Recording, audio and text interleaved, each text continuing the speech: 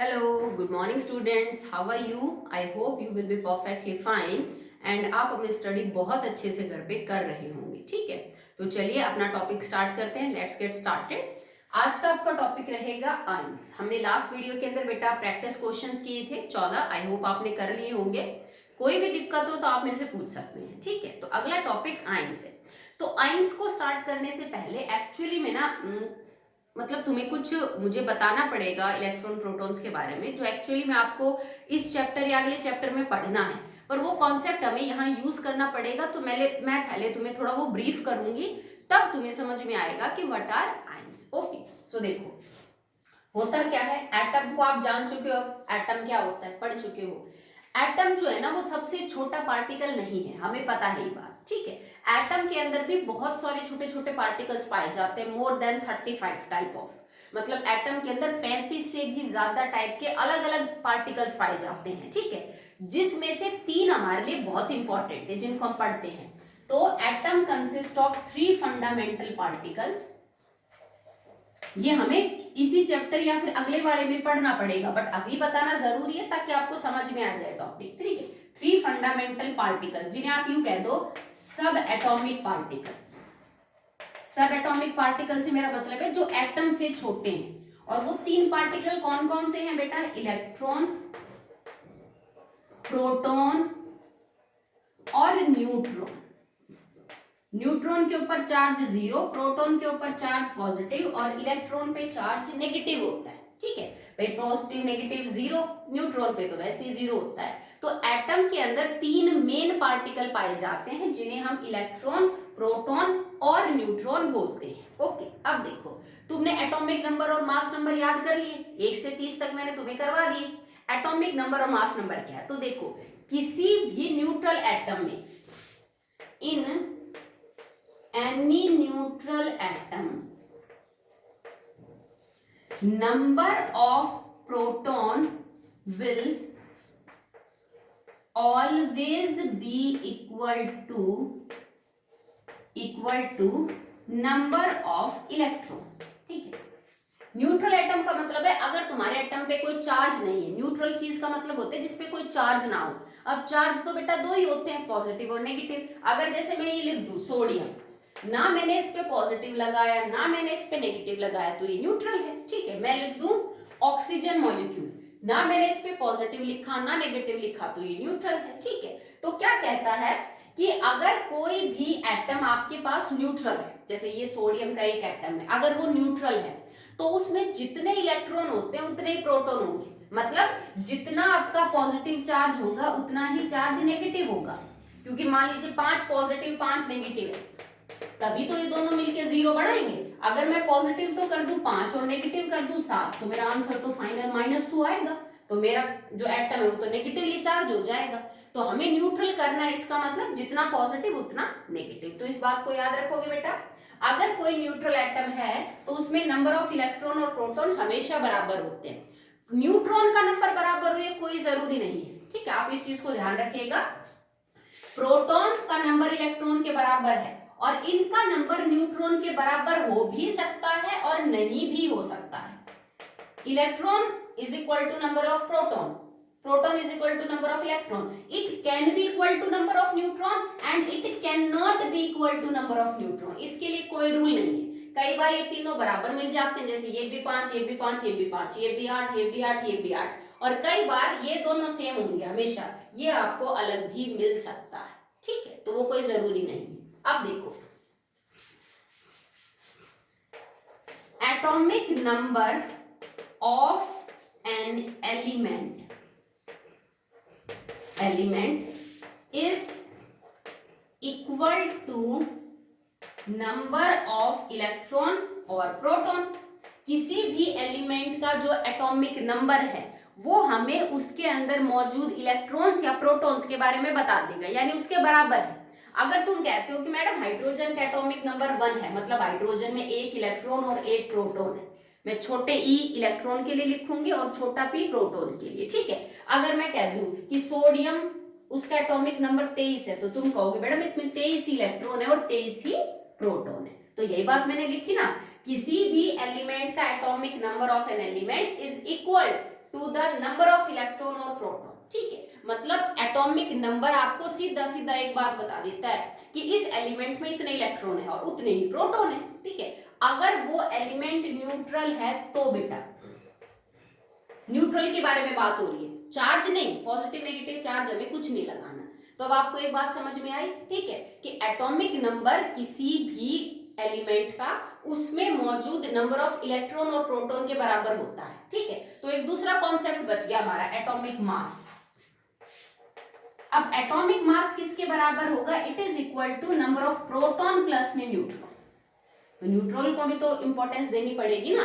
तो एटम का जो मास है, जैसे तुम लिथियम का 7 बता रहे हो, सोडियम, सॉरी एटॉमिक नंबर तो 11 होगा बेटा, सॉरी ये गलत हो गया, 11 इलेक्ट्रॉन और 11 प्रोटॉन। ठीक है, जैसे तुम सोडियम का 23 बता रहे हो, तो 23 जो मास है वो किसकी वजह से है? सोडियम में जितने प्रोटॉन है उनका मास प्लस में न्यूट्रॉन का मास जोड़ लो। ठीक है, क्योंकि प्रोटॉन और इलेक्ट्रॉन जो है वो नंबर में बराबर है, तो मैं यहाँ P प्लस एन की जगह E प्लस एन भी लिख सकती हूँ, ज्यादा दिक्कत नहीं आनी चाहिए मेरे को, क्योंकि नंबर तो बराबर है दोनों का। ठीक है, तो देखो प्रोटॉन और न्यूट्रॉन, आप अगर आपसे कोई पूछे बेटा एटॉमिक मास क्या है, तो जितने प्रोटॉन होंगे उतने न्यूट्रॉन इलेक्ट्रॉन होंगे। ठीक है, तो आप उसका नंबर भी यहाँ पे पुट कर सकते हो। ठीक है, तो इस तरह से आप ये देखिए कि एटॉमिक नंबर और मास नंबर इलेक्ट्रॉन, प्रोटॉन और न्यूट्रॉन से कैसे रिलेट करते हैं। ठीक है, तभी तो हर एलिमेंट का एटॉमिक नंबर फिक्स मिलेगा। एटॉमिक मास फिर भी दो एलिमेंट्स का सेम हो सकता है, जैसे तुमने एक एग्जांपल पढ़ा था, आर्गन का मास भी 40 होता है और कैल्शियम का मास भी 40 है, जबकि दो अलग अलग एलिमेंट्स है, वजन फिर भी सेम हो सकता है, बट नंबर कभी भी सेम नहीं हो सकता दो एलिमेंट्स का। अब तक दुनिया में जितने भी एलिमेंट्स डिस्कवर किए गए हैं उनमें से किसी भी दो एलिमेंट का कभी एटॉमिक नंबर सेम हो ही नहीं सकता है। ठीक है, तो समझ आया एटॉमिक नंबर क्या है? नंबर ऑफ इलेक्ट्रॉन के बराबर होता है या फिर नंबर ऑफ प्रोटॉन के, क्योंकि न्यूट्रल एटम में नंबर ऑफ प्रोटॉन और इलेक्ट्रॉन हमेशा बराबर होंगे। ठीक है, मास नंबर ऑफ प्रोटॉन और न्यूट्रॉन के बराबर होता है। इतनी बात समझ आई। अब हम आयंस टॉपिक को पढ़ सकते हैं, तो चलिए स्टार्ट करते हैं बेटा। Now what are ions? तो आयंस बेटा चार्ज पार्टिकल्स होते हैं। Ions are the charge species बोल दो आप, या फिर बोल दो चार्ज पार्टिकल्स।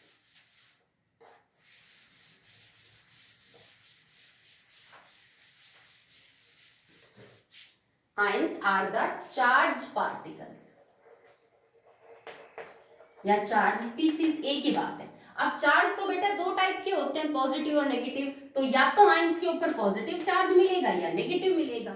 मतलब अगर किसी एटम पे मैं पॉजिटिव और नेगेटिव चार्ज लगा दूं तो फिर वो एटम नहीं आयंस बन जाएंगे। सीधी सी बात ये कि किसी भी एटम के ऊपर अगर चार्ज आ जाता है तो वो आयंस बन जाते हैं। और चार्ज दो टाइप का है, तो पॉजिटिव और नेगेटिव। अगर किसी एटम पे पॉजिटिव चार्ज है तो उस आयन का नाम हो जाता है कैटायन, और अगर किसी एटम पे नेगेटिव चार्ज है तो उस आयन का नाम हो जाएगा एनायन। ठीक है, तो ions are of two type depending upon which charge is present, because ions are charge species. अब चार्ज कौन सा है उस हिसाब से, अगर पॉजिटिव चार्ज है तो ये कैटायन हो सकती है, और नेगेटिव चार्ज है तो ये क्या हो सकती है बेटा? एनायन हो सकती है। पॉजिटिव नेगेटिव चार्ज कब बढ़ते हैं? जब एक मेटल एक नॉन मेटल के साथ कोई कंपाउंड बनाएगा, तो उस केस में नॉन मेटल के ऊपर नेगेटिव और मेटल के ऊपर पॉजिटिव चार्ज आता है, तब आयंस बढ़ती है।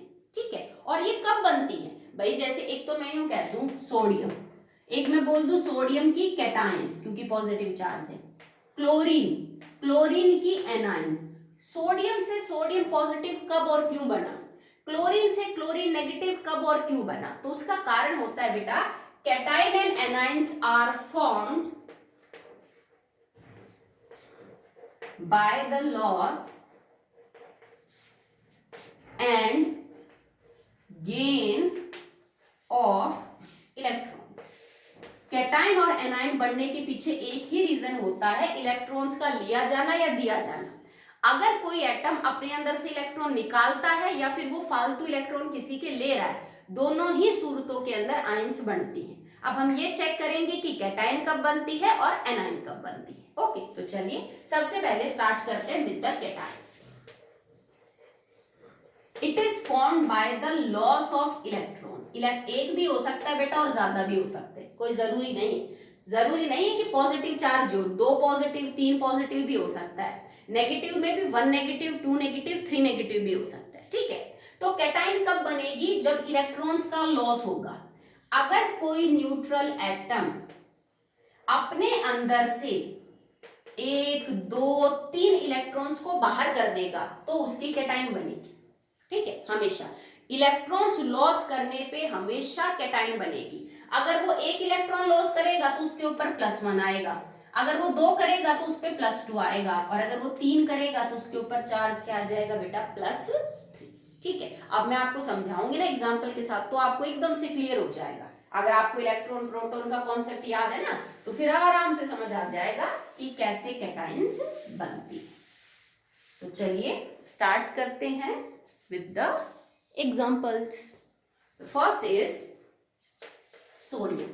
अब फटाफट नंबर याद करो, 11, ठीक है। सोडियम का 11 एटॉमिक नंबर है, इसका मतलब इसमें 11 इलेक्ट्रॉन और 11 प्रोटॉन है, ठीक है। मान लो ये अपने अंदर से 1 इलेक्ट्रॉन देते। अब देखो दूसरी बात ये कि ये अपने अंदर से 1 ही क्यों देगा, 2 क्यों नहीं देगा, 3 क्यों नहीं देगा, ठीक है। तो इस टॉपिक को बेटा थोड़ी देर के लिए भी रोक के रखो, क्योंकि ये हमें चैप्टर में पढ़ना है। अगर मैं उसकी डिटेल में जाऊंगी तो ये बहुत लंबा हो जाएगा। तो पूरा जो 4th चैप्टर है ना, वो इसी चीज पे बेस्ड है कि कोई एलिमेंट 1 क्यों देता है, 2 क्यों देता है, 3 क्यों देता है, या कोई एलिमेंट 1 इलेक्ट्रॉन क्यों ले रहा है, दूसरा 2 क्यों ले रहा है। तो इस चीज को थोड़ी देर के लिए आप रोक के रखेंगे, ठीक है।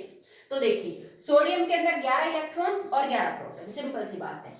अगर मैं सोडियम में से 1 इलेक्ट्रॉन घटा दूं, -1 इलेक्ट्रॉन कर दिया, तो देखो अगर सोडियम में 11 इलेक्ट्रॉन और 11 प्रोटॉन थे, तो इसका मतलब 11 तो पॉजिटिव चार्ज था और 11 नेगेटिव। अब तुम 11 पॉजिटिव 11 नेगेटिव को जोड़ोगे तो तुम्हारा आंसर 0 आएगा, मतलब न्यूट्रल है। अब तुमने क्या किया, 1 इलेक्ट्रॉन कम कर दिया, तो now it have 11 proton but it contains only 10 electron. तो भाई 1 नेगेटिव चार्ज कम हो गया। तो अब बताओ इसका क्या जोड़ करोगे तुम, 11 पॉजिटिव और 10 नेगेटिव को अगर मैं जोड़ूं तो मेरा आंसर क्या आएगा, तुम कहोगे मैडम 1 पॉजिटिव आएगा। तो सोडियम में से 1 इलेक्ट्रॉन निकालने के बाद सोडियम बन जाएगा 1 पॉजिटिव, ठीक है। And this is known as the cation of sodium. Clear है, समझ आया। चलिए magnesium, second example. Atomic number 12, तो इसका मतलब 12 इलेक्ट्रॉन और 12 ही प्रोटॉन होंगे, क्योंकि एटॉमिक नंबर के बराबर होते हैं इलेक्ट्रॉन प्रोटॉन। न्यूट्रल एटम में मैंने चार्ज तो लिखा नहीं है कुछ, ठीक है। इसका मतलब यहाँ पे 12 पॉजिटिव चार्ज और 12 नेगेटिव चार्ज है। दोनों को मैं जोड़ूं तो मेरा आंसर आएगा 0, मतलब मैग्नीशियम न्यूट्रल है फिलहाल, ठीक है। अगर मैं मैग्नीशियम में से 2 इलेक्ट्रॉन निकाल दूं, मैं माइनस में 2 इलेक्ट्रॉन कर दूं, ठीक है। तो अब क्या हुआ भाई, प्रोटॉन तो अभी भी 12 है पर इलेक्ट्रॉन तो 10 ही बचे, 12 में से 2 चले गए, 10 इलेक्ट्रॉन। अब बताओ अगर मैं 10 नेगेटिव को और 12 पॉजिटिव को जोड़ूं तो मेरा आंसर क्या आएगा, +2। तो तुम कहोगे मैडम मैग्नीशियम 2 इलेक्ट्रॉन जब दे देगा ना, तो मैग्नीशियम के ऊपर 2 पॉजिटिव चार्ज आ जाएगा। क्लियर है आपको। चलिए नेक्स्ट है थर्ड एल्यूमिनियम। मैं वो एग्जांपल करवा रही हूँ जिसमें एक बार 2 एक बार 3 इलेक्ट्रॉन निकल रहे हैं। नहीं तो सोडियम के अलावा और भी एलिमेंट है जो 1 इलेक्ट्रॉन देते हैं, मैग्नीशियम के अलावा भी हैं जो 2 देते हैं, ठीक है। तो मैं एक एक एग्जांपल ले रही हूँ सबका। एल्यूमिनियम एटॉमिक नंबर 30, ठीक है। Now 13 electrons and 13 protons means 13 positive charge and 13 negative charge, दोनों को ऐड करेंगे तो आंसर विल बी 0। ओके चलिए, अगर एल्यूमिनियम अपने अंदर से 3 इलेक्ट्रॉन्स को दे दे, वो -3 इलेक्ट्रॉन करे, तो एल्यूमिनियम पे क्या चार्ज आएगा भाई। अब प्रोटॉन तो 13 ही है, मतलब पॉजिटिव चार्ज तो 13 ही है, पर नेगेटिव चार्ज तो सीधा 10 हो गया, क्योंकि 13 में से 3 इलेक्ट्रॉन गए तो 10 ही बचे। अब 10 नेगेटिव और 13 पॉजिटिव को जोड़ोगे तो फाइनल आंसर क्या आएगा, +3। तो मतलब अब एल्यूमिनियम के ऊपर चार्ज क्या आ गया, +3। तो यहाँ एल्यूमिनियम से हमने एल्यूमिनियम की कैटायन बनाई 3 इलेक्ट्रॉन निकाल के, मैग्नीशियम से मैग्नीशियम की कैटायन बनाई 3 इलेक्ट्रॉन निकाल के, और सोडियम से सोडियम की कैटायन हमने बनाई 1 इलेक्ट्रॉन निकाल के, ठीक है। तो जब भी किसी न्यूट्रल एटम में से हम यूजुअली 1 2 3 इलेक्ट्रॉन, ज्यादा नहीं करते बेटा, क्योंकि इलेक्ट्रॉन्स को निकालने में मेहनत लगती है, एनर्जी लगती है। सोडियम अपने आप तुम्हें 1 इलेक्ट्रॉन नहीं देगा, वो तुम्हें उसको एनर्जी देनी पड़ेगी इतनी, तब जाके वो इलेक्ट्रॉन बाहर देगा।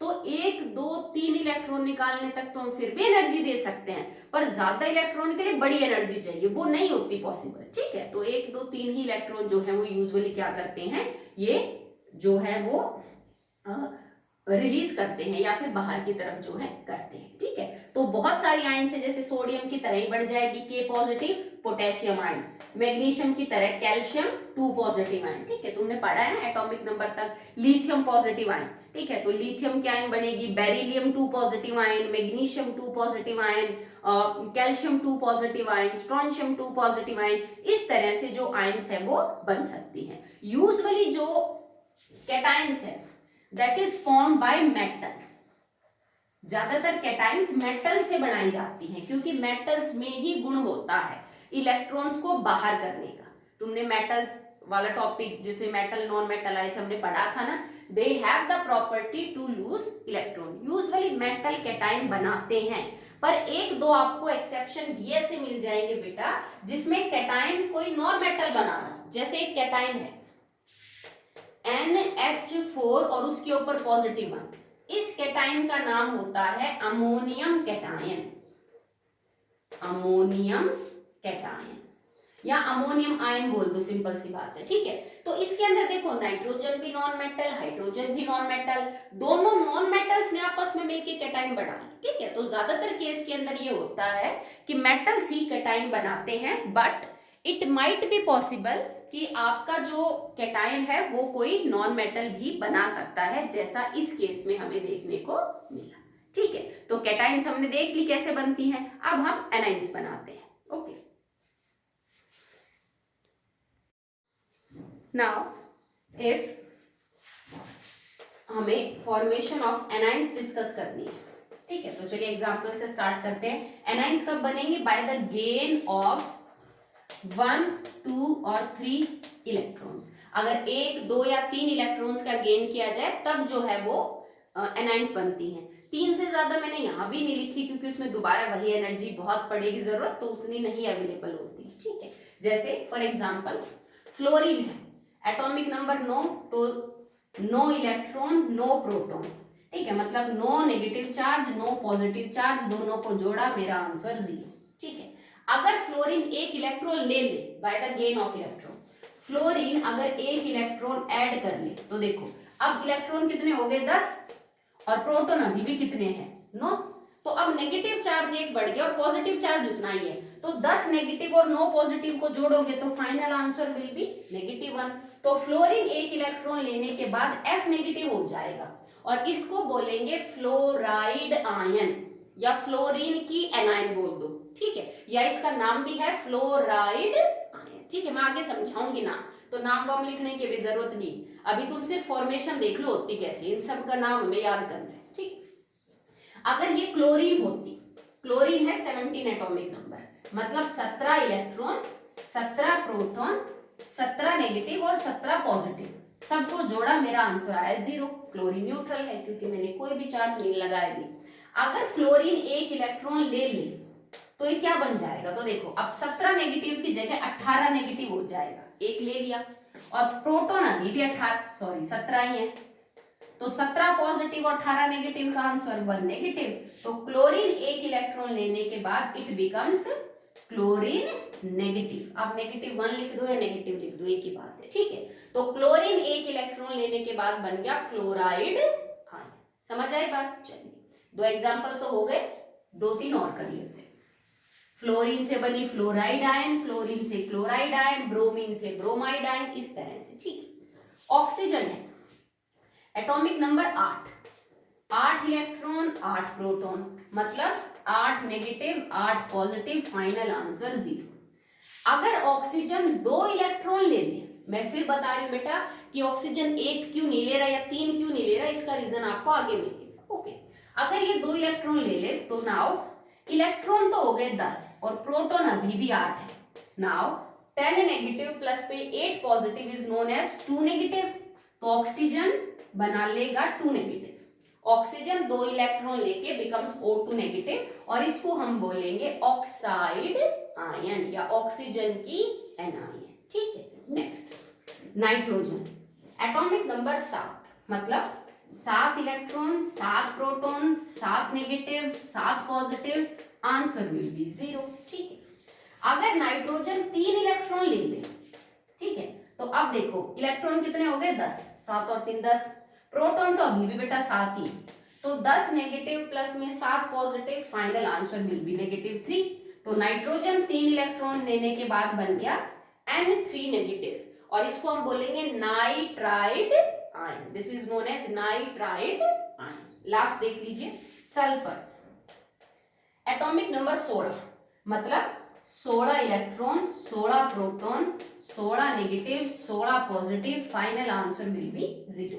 अगर सल्फर 2 इलेक्ट्रॉन ले ले, अगर सल्फर 2 इलेक्ट्रॉन ले ले तो क्या हो गया, अब इसमें इलेक्ट्रॉन तो हो गए बेटा कितने 18 इलेक्ट्रॉन, नेगेटिव चार्ज 18, प्रोटॉन तो अभी भी 16 ही है, तो मतलब पॉजिटिव चार्ज अभी भी कितना है 16, तो 18 negative 16 positive, final answer will B 2 negative.